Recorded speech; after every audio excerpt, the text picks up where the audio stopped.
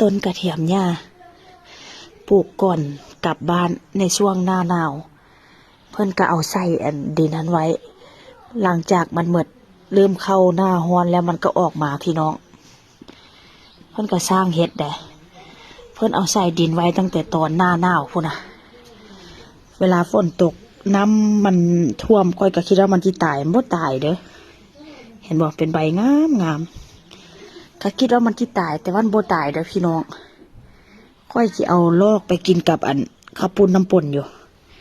ลูกสาวอยากกินข้าวปุ้นน้ำป่นเฮ็ดข้าวปุ้นน้ำป่นให้ลูกสาวกินแต่ว่าสิลอกไปกินกับข้าวปุ้นน้ำป่นมันสิแซ่บบ่ใบใหญ่